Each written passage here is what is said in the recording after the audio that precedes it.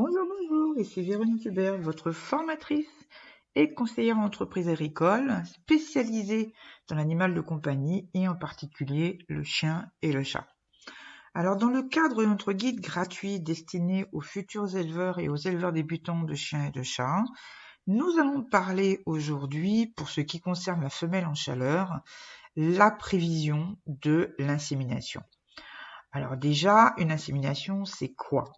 C'est juste le contraire de la saillie naturelle, c'est-à-dire c'est un moyen artificiel de faire un accouplement entre un mâle et une femelle. Et donc, il y a des techniques pour ça qui sont différentes déjà entre le chien et le chat et aussi entre elles. Il y a des manières différentes de faire.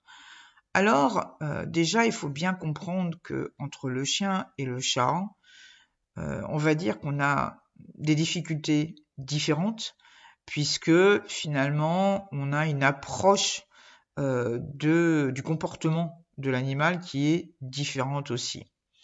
On va prendre tout de suite le chat, puisque c'est quelque chose qui est beaucoup plus difficile à effectuer, puisque on se heurte quand même déjà à une anatomie du sexe du chat mâle qui n'est pas évidente par rapport à ce qu'on peut trouver chez le chien, et ensuite par rapport à son caractère.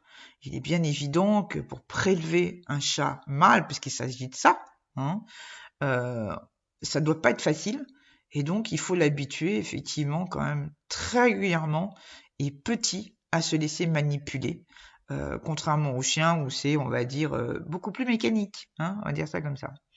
Donc c'est pour ça que au niveau du chat, il existe deux méthodes, en tout cas les deux méthodes les plus courantes pour prélever donc le mâle, qui sont la méthode manuelle, qui est quand même, encore une fois, assez difficile à mettre en place et en pratique parce que justement le chat est ce qu'il est, un animal qui ne se laisse pas manipuler comme ça, à qui on ne peut pas faire ce qu'on veut, surtout quand c'est pas quelque chose de naturel. On parle pas de le caresser, de lui donner à manger, ni même de le laver ou de lui soigner une blessure à une patte ou un truc dans le genre. Bon, on n'est pas dans ce cadre-là. Donc il faut, si on veut faire cela naturellement, il faut impérativement que l'animal soit habitué petit. Il y a aussi la méthode qui consiste à endormir le chat et donc à lui faire un prélèvement de sperme par des électrodes qui sont appliquées donc sur son système reproducteur. Donc vous imaginez bien que ce n'est pas du tout facile à mettre en place, et quand le chat ne veut pas saillir, il n'a pas de bidot pour X raisons, et bien on imagine les éleveurs et surtout les propriétaires de ces mâles qui sont démunis parce que quand il faut arriver à une extrémité comme celle-là, on imagine bien le stress pour tout le monde, pour le propriétaire, pour le chat, pour le veto même, puisque il faut trouver un veto qui soit spécialisé, non seulement qui soit spécialisé dans le domaine, mais en plus qui ait l'outil pour ça. Donc ça se trouve pas à tous les coins de rue. Donc on imagine bien que là aussi, il faut absolument prévoir. Au niveau du chien, c'est quand même beaucoup plus facile, on l'a déjà dit, puisque le prélèvement se fait de façon manuelle tout à fait classique.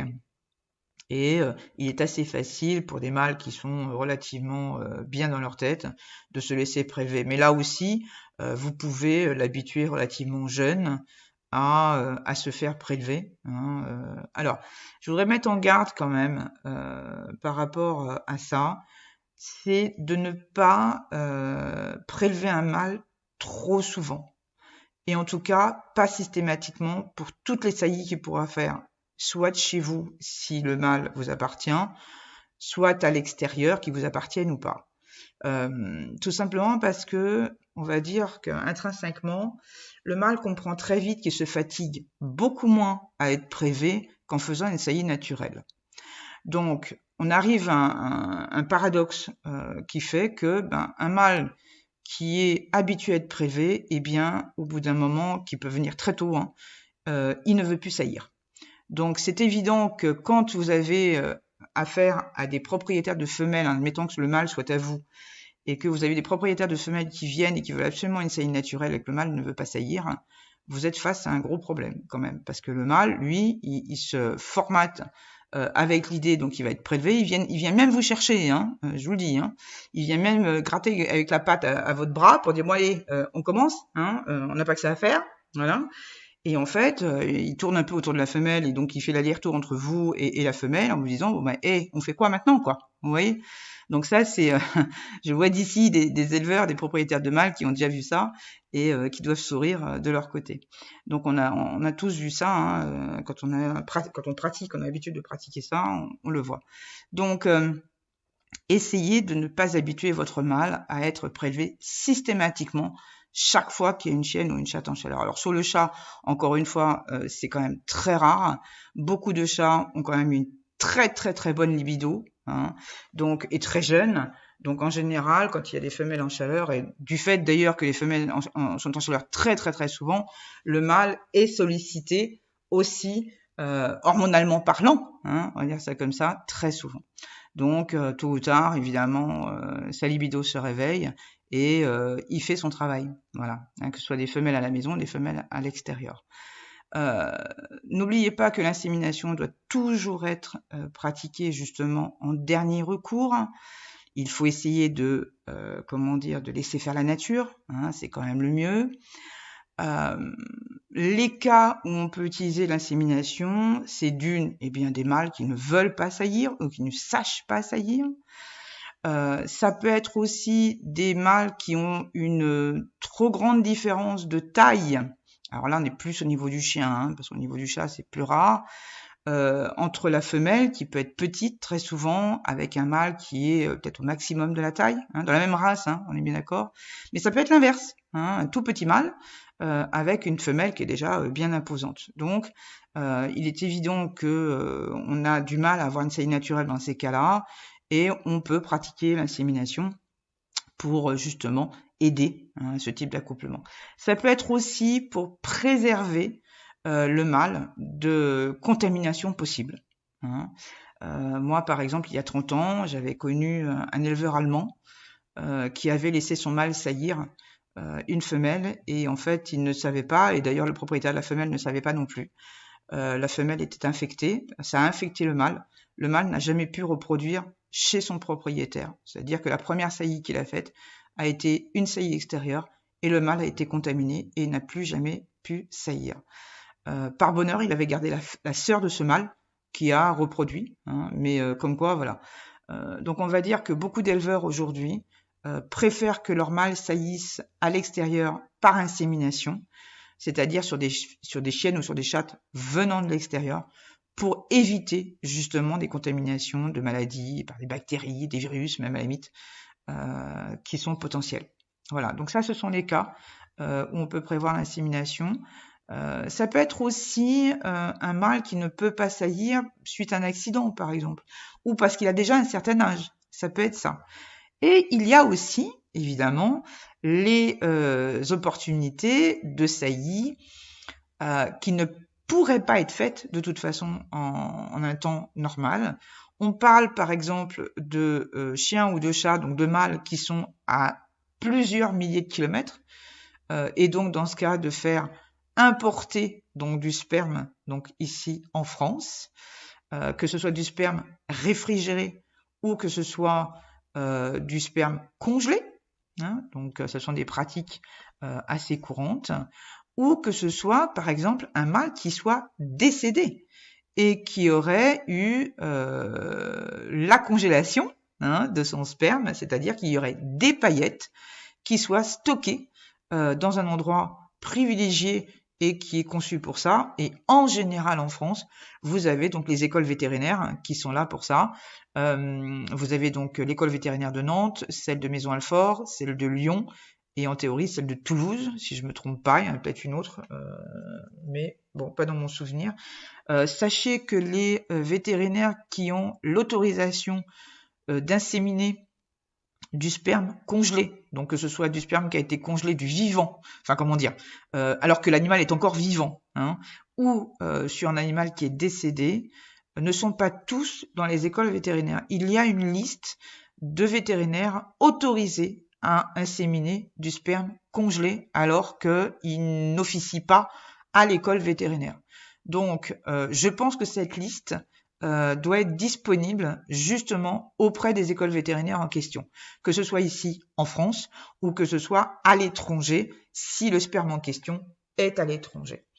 Sachez que l'insémination doit être absolument pratiquée par un vétérinaire qui au moins sait le faire, pas forcément un vétérinaire agréé de je ne sais pas quoi, hein, mais en tout cas qui sait le faire, hein, donc qui pratique relativement fréquemment, hein, je ne dis pas toutes les semaines, hein, c'est pas ça, mais en tout cas qui a l'habitude de le faire parce qu'il travaille avec les éleveurs, parce qu'il a le matos pour, etc.